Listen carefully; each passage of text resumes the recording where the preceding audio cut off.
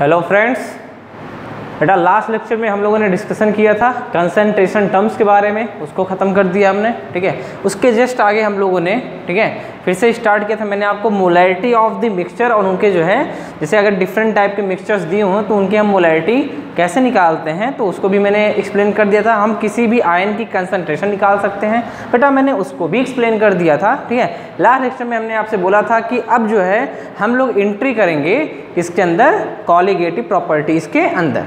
ठीक है, तो चलिए सबसे पहले हम लोग स्टार्ट करते हैं। हम लोग पढ़ेंगे अपनी फर्स्ट कॉलिगेटिव प्रॉपर्टी, जिसे कॉलिगेटिव प्रॉपर्टी याद रखेंगे relative lowering in vapour pressure है। लेकिन उसको पढ़ने के लिए बेटा सबसे पहले हमको समझना पड़ेगा कि ये वेपर प्रेशर क्या होता है।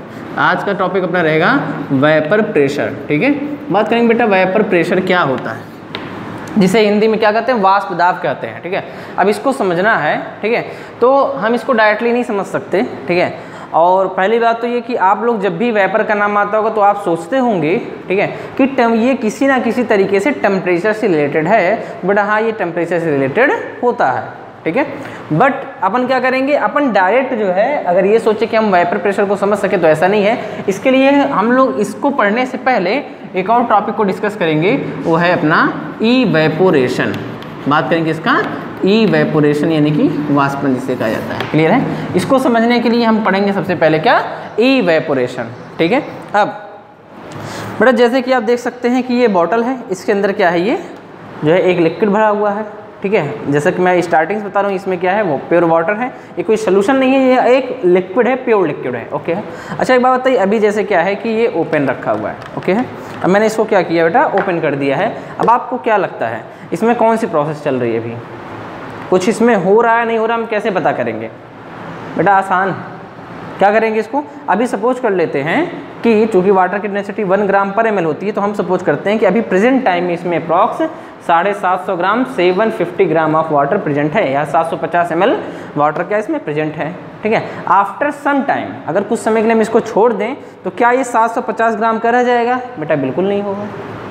अरे बस में क्यों, क्योंकि इसमें से कुछ वाटर मॉलिक्यूल्स यहाँ से निकल करके बाहर चले जाएंगे। ठीक है, ओपन है तो क्या है, यहाँ से निकलेंगे और वेपर के फॉर्म में क्या है, बाहर चले जाएंगे। अब बात करें क्या सर हमको टेम्परेचर देना पड़ेगा इसके लिए। ठीक है, ऐसी कोई बात नहीं है कि बेटा टेम्परेचर देना पड़ेगा। इसका मतलब क्या होता है बेटा, सिंपल सी बात है, यह एक टाइप का स्पॉन्टेनियस प्रोसेस है। यह क्या है, एक स्पॉन्टेनियस प्रोसेस है, ये अपने आप होता है। इसको मैं एक और तरीके से आपको समझा सकता हूँ, जैसे अभी मेरा ये गिलास है। ठीक है, अब इस पे वेपर आई, क्या मैंने इसको हटाया, नहीं, ये अपने आप ही क्या होता है, ये अपने आप ही गायब हो गई। यानी कि बेटा इवेपोरेशन जो है एक टाइप का क्या है, एक स्पॉन्टेनियस प्रोसेस है।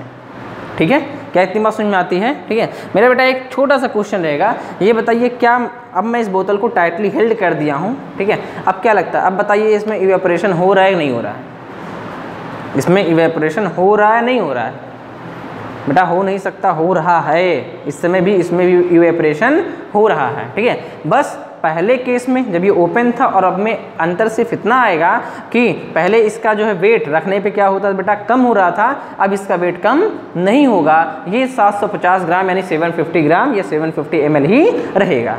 ठीक है, यानी सिंपल सी बात मैं समझाऊं इसको अब। ठीक है, तो इवेपोरेशन को समझना है, जैसे मैंने एक पहले हम लोग जो ओपन कंटेनर की बात करेंगे, तो अपन ने क्या किया, एक ओपन कंटेनर ले लिया, ये ऊपर से ओपन है पूरा। ठीक है, तो इसमें हमने ले लिया प्योर लिक्विड, अपन कोई ले सकते हैं, चलिए सपोज करते हैं ए ले लेता हूँ, प्योर लिक्विड क्या है, ए है।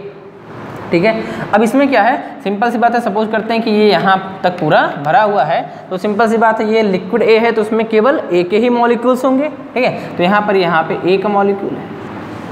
ठीक है, तो हम बात करें क्या इस पर जो है किसी टाइप का फोर्स ऑफ अट्रैक्शन लगेगा बेटा, बिल्कुल लगेगा, क्योंकि हम लोग जानते हैं कि नॉर्मल लाइफ में अपन 3 स्टेट जो है पढ़ते हैं, सॉलिड, लिक्विड एंड गैस। अब बात करेंगे इनके फोर्स ऑफ अट्रैक्शन की, F/A लिखा है मैंने, तो सॉलिड सबसे ज़्यादा फोर्स ऑफ अट्रैक्शन किस में होता है, सबसे ज़्यादा इसमें सबसे हाई होता है, सबसे ज़्यादा होता है। बात करेंगे गैस की, बेटा गैस में क्या होता है, ठीक है, बहुत ही वेरी लो, बहुत ही कम होता है। इसमें क्या होता है, इंटरमीडिएट कह सकते हैं इन दोनों के बीच का। ठीक है, तो लिक्विड में हम लोग क्या पढ़ रहे हैं बेटा, सोल्यूशन, यानी लिक्विड की बात हो रही है यहाँ पे। ठीक है, तो पक्का इसमें फोर्स ऑफ अट्रैक्शन पाया जाता है।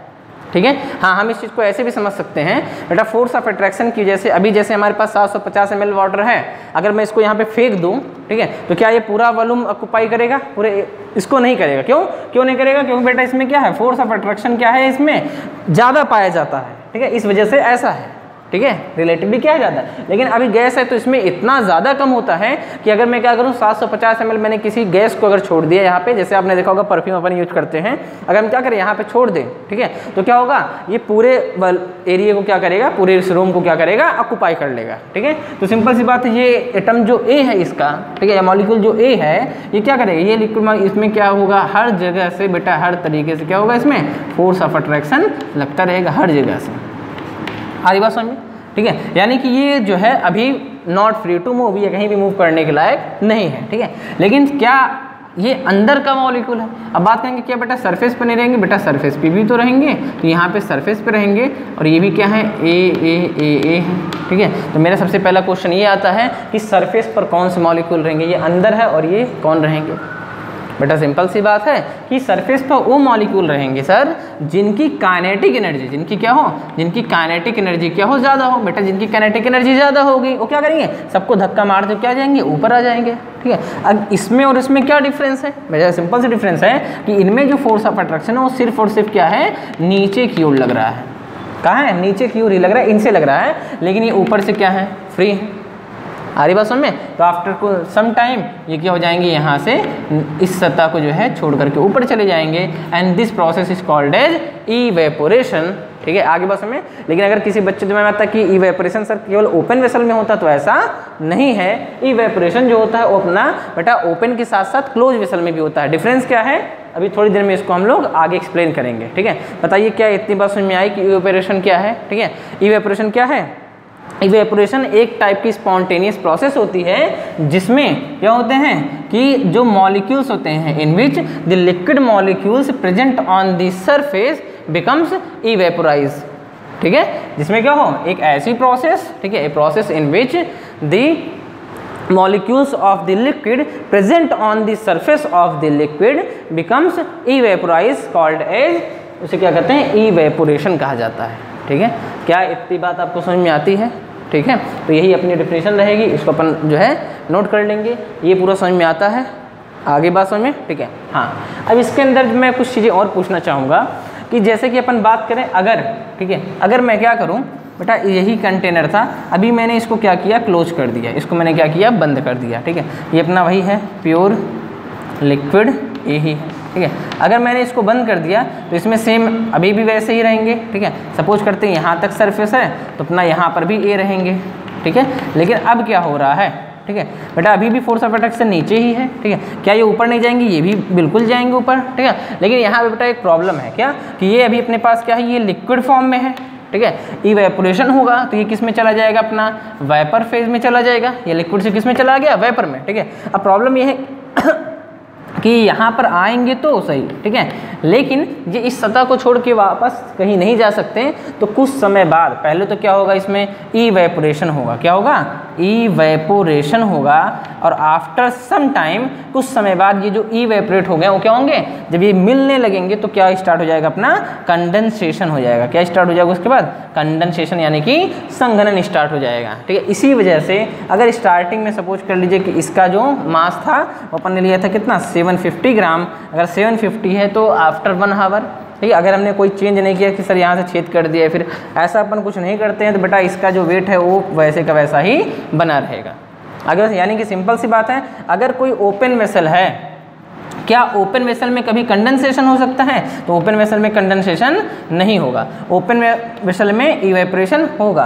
बात करेंगे क्लोज वेसल में, बेटा क्लोज वेसल है, अगर ये क्लोज है, ठीक है, क्लोज वेसल है तो उसमें इवेपोरेशन प्लस कंडेंसेशन दोनों क्या होते हैं बेटा, एक साथ होते हैं। क्या होंगे, इवेपोरेशन और कंडेंसेशन दोनों क्या होंगे, एक साथ होते हैं। इतनी बात समझ में आती है क्या, ठीक है। अब बात कर लेते हैं अपन, ठीक है, ये पूरा समझ में आ गया। सपोज करते हैं इवेपोरेशन का कॉन्सेप्ट फिट हो गया, ठीक। अब बात करेंगे कि फैक्टर अफेक्टिंग दी इवेपोरेशन, कि कौन कौन से फैक्टर हैं जो इसको रेट ऑफ इवेपोरेशन को, rate of evaporation, factor affecting the rate of evaporation, इसको अपन ऐसे लिख दें, चल जाएगा क्या, RE बेटा, चल जाएगा रेट ऑफ इवेपोरेशन। ठीक है, बात करेंगे रेट ऑफ इवेपोरेशन। ठीक है, तो कौन कौन से फैक्टर ऐसे हैं कि जो रेट ऑफ इवेपोरेशन को बढ़ाते हैं। तो बेटा अगर मैं आपको सबसे पहले ये बोलूँ कि रेट ऑफ इवेपोरेशन जो होता है वो डायरेक्टली होता है किसके, टेम्परेचर के। आसान है बेटा, हम क्या करेंगे, टेम्परेचर जितना ज़्यादा बढ़ाएंगे वेपर उतनी ज़्यादा बनेगी, क्योंकि मॉलिक्यूल्स की क्या होगी बेटा, काइनेटिक एनर्जी बढ़ेगी। जितनी ज़्यादा काइनेटिक एनर्जी बढ़ेगी उतनी ज़्यादा वो सरफेस पे आएंगे, जितने ज़्यादा सरफेस पे आएंगे फिर वो क्या होंगे, इसको छोड़ते चले जाएंगे। तो डायरेक्टली होता है किसके, टेम्परेचर के। टेम्परेचर जितना ज़्यादा होगा इवेपोरेशन क्या होता है उतना ही ज़्यादा होगा। आगे बात समझ में। ठीक है, दूसरा मैं अगर ये बोलूँ आपसे कि बेटा जो रेट ऑफ इवेपोरेशन होता है, ठीक है, मैं ऐसे भी समझा देता हूँ इसको, ये डायरेक्टली होता है किसके, सरफेस एरिया के। सरफेस एरिया मैं बोलता हूँ सरफेस एरिया डाटा, इसका क्या मतलब है बेटा, सरफेस एरिया जितना ज़्यादा होगा इवेपोरेशन उतना ही ज़्यादा होगा। अभी अपन ने क्या किया, एक छोटा सा जो है अपन ने क्या किया है, ये कोई कंटेनर लिया जिसमें इवेपोरेशन, इसका सरफेस एरिया केवल इतना है तो इतना ही होगा। लेकिन अभी अपन क्या करते हैं, कोई बहुत बड़ा सा ले लेते हैं। अब क्या है, अब कंटेनर बड़ा है, अब इसका क्या है, सरफेस एरिया ज़्यादा है तो इवेपोरेशन भी क्या होगा, इसमें ज़्यादा होगा। आगे बात समझ में। ठीक है, चलिए नेक्स्ट बात करते हैं इवेपोरेशन में। अगर आपसे बोलूं कि बेटा ये नेचर ऑफ लिक्विड पर भी डिपेंड करता है, नेचर ऑफ लिक्विड।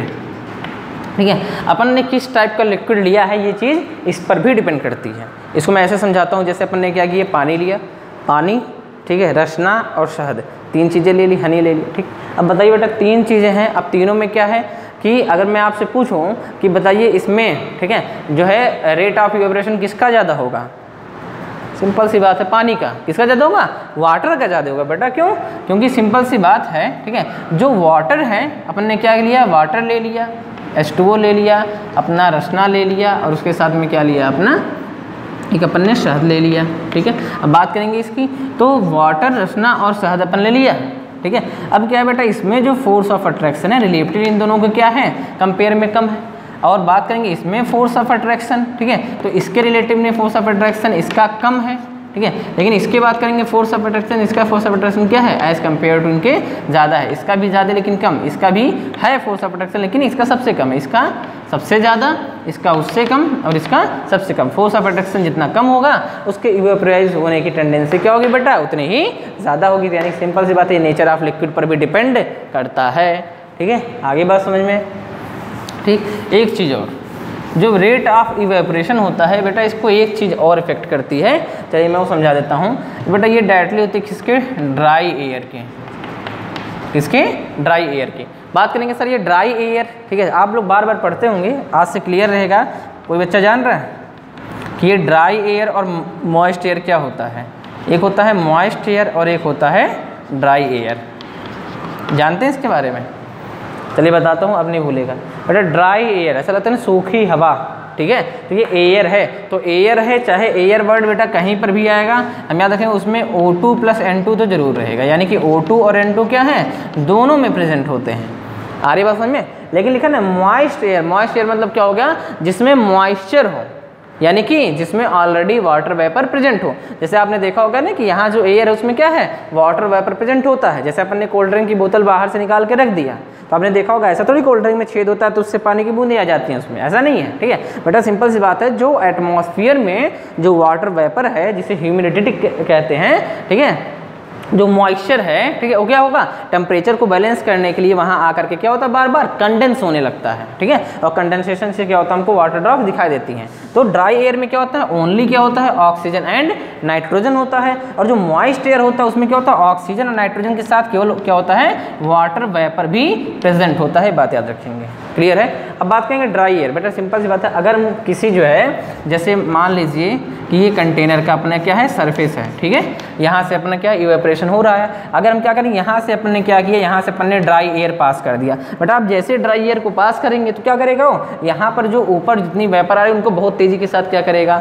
ड्राई है ये, मॉइस्ट होने की कोशिश करेगा और क्या करेगा, वाटर को बहुत तेज़ी के साथ एब्जॉर्व करेगा। क्योंकि कोई भी सूखी चीज़ है तो क्या करेगी, गीली चीज़ को एब्जॉर्व करेगी। तब क्या है यहाँ पे बेटा, क्या है, ये ड्राई एयर जैसे पास करेंगे तो ये एब्जॉर्व करेगा, और जितनी तेज एब्जॉर्व करेगा फिर से क्या करेगा, तो उतने तेज क्या होगा, इवेपोरेशन होगा। इसीलिए हम कह सकते हैं कि रेट ऑफ इवेपोरेशन डायरेक्टली होता है किसके, ड्राई एयर के। ठीक है, क्या इतनी बात समझ में आएगी? इतना फैक्टर बहुत है, ठीक है। वैसे अपने काम का ये 3 आते हैं। ड्राई एयर का केस एक बार पूछा गया था, ठीक है, इस वजह से मैंने आपको बता दिया। और आगे चल के क्या है बेटा, ड्राई एयर हम इसलिए अभी पढ़ रहे हैं, इसके पीछे रीजन ये है कि लास्ट में हम लोग जो है ओस्टवाल्ड एंड वेकर मेथड पढ़ते हैं, ठीक है, तो IIT में पूछा जाता है, तो इस वजह से मैंने अभी आपको ड्राई एयर के बारे में समझाया, वो आगे काम आएगा। तो बेटा इसको जो है आप एक बार फिर से नोट कर लीजिए और इसको कर लीजिए, ठीक है। फिर अपन जो है आगे बढ़ते हैं। और आज जो है उस हिसाब से जो है, कल मैंने होमवर्क कर दिया था, आज मैं आप लोग को होमवर्क भी दूंगा, उसको भी करना रहेगा, ठीक है। नोट कर सकते हैं इसको।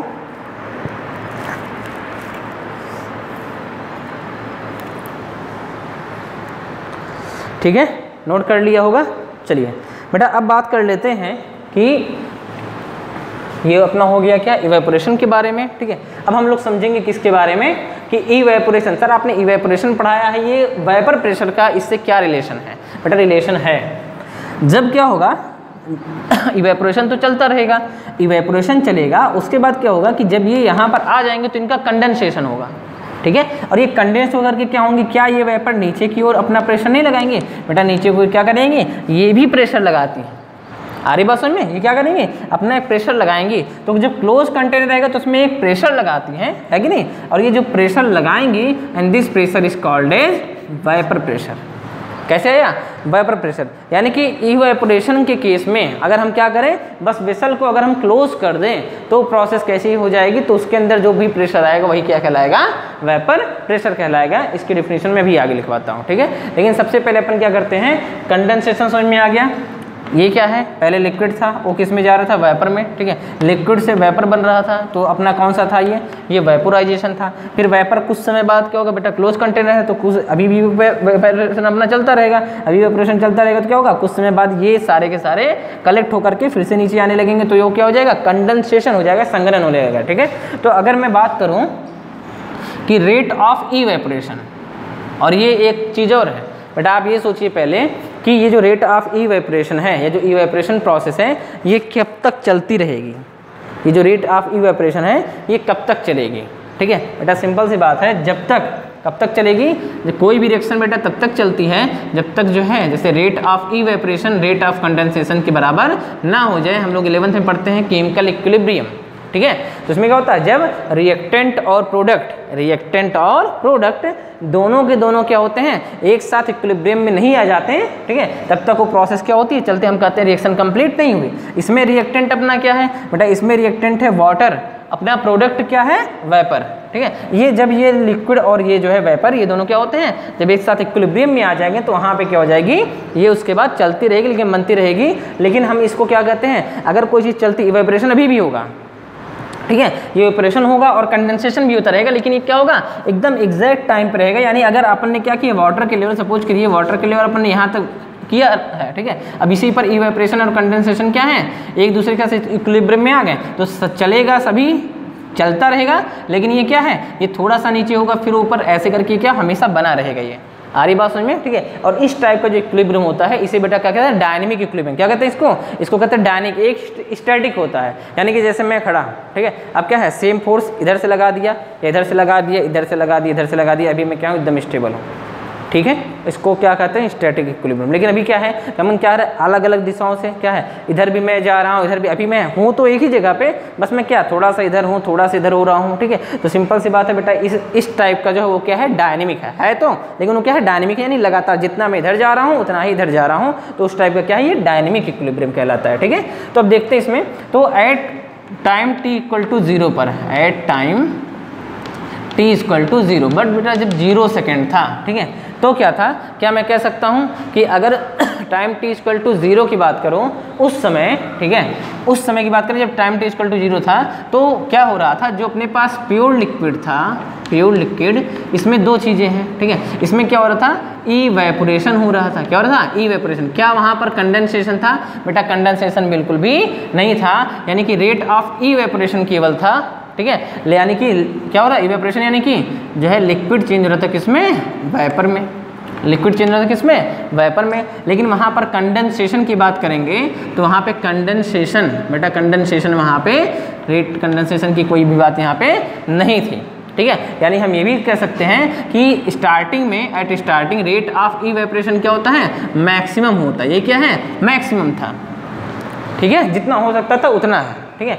बट बात करेंगे अगर time equal T equal to क्या है, टी सेकंड पे, बेटा जब हम time T equal to T second पे बात करेंगे तो अभी भी क्या है, ये अपने पास प्योर लिक्विड है, प्योर लिक्विड में क्या है, अभी क्या अपने पास इवेपोरेशन तो हो ही रहा था, लेकिन बेटा कुछ समय बाद अब क्या है, ये कंडेंसेशन भी स्टार्ट हो गया। अब क्या हो गया, कंडेंसेशन हो रहा है क्लोज वेसल में ही, लेकिन बेटा अगर क्या है, ये क्लोज वेसल ही है तो ये तो है नहीं कि जैसे इवेपोरेट हुआ, जैसे 5 सेकंड 10 सेकंड इवेपोरेशन तो चल रहा है, इवेपोरेशन यहाँ से चल रहा है, लेकिन ऐसा नहीं है कि यहाँ पर उसके तुरंत कंडेंसेशन हो, ऐसा जरूरी नहीं होता है। तो टाइम इसको एकदम स्टार्टिंग में तुरंत पैक किया भी, ठीक है। अभी अपन ने क्या किया इसको, अभी अपन ने इसको खोला है, ठीक है, अभी ये खुला हुआ है, ठीक है, जितना अभी तक बना था ये चला गया एटमॉस्फेयर में, अपन ने क्या किया, इसको बंद कर दिया, तो क्या तुरंत इवेपोरेशन तो हो रहा है, लेकिन कंडेंसेशन तब होगा जब इसमें एक अमाउंट में, एक अच्छे अमाउंट में यहाँ पे वेपर बन जाएगी। तो T इक्वल टू 0 पर क्या है, दोनों हो रहे थे लेकिन कंडेंसेशन वहाँ पे नहीं हो रहा है, रेट ऑफ इवेपोरेशन उस समय क्या है, मैक्सिमम है।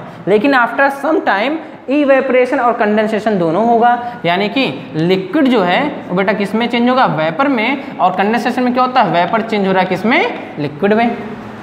क्या इतनी बात समझ में आती है।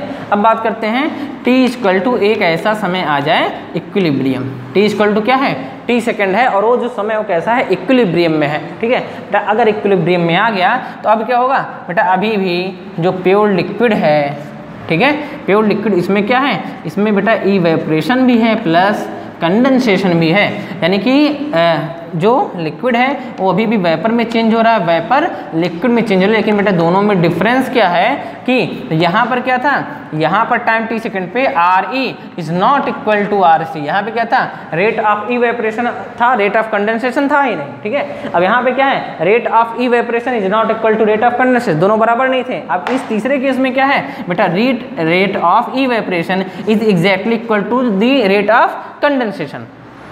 आ रही बात समझ में, ठीक है। तो ये केस पूरा समझ में आ गया है, ठीक है। अब क्या होगा, जब इक्विलिब्रियम में आ जाएगा तो जितना इवेपोरेशन होगा उतना ही क्या होगा, कंडेंसेशन भी होगा, ठीक है। तो हम चाहें तो इसका ग्राफ भी बना सकते हैं, चलिए एक ग्राफ बना के दिखा देता हूँ मैं आपको। अगर मैं बात करूँ इनके ग्राफ व्यू की, ठीक है बेटा, ग्राफ व्यू की बात करेंगे तो अपन ग्राफ बना के देख लेते हैं। ये है अपना रेट और वर्सेस टाइम ग्राफ, ठीक है बेटा। एक बार जितनी हो सकती थी रेट ऑफ इवेपोरेशन उतनी हो गई, उसके बाद ये बदलेगी नहीं, यानी कि पूरी प्रोसेस में रेट ऑफ इवेपोरेशन क्या है, कांस्टेंट है।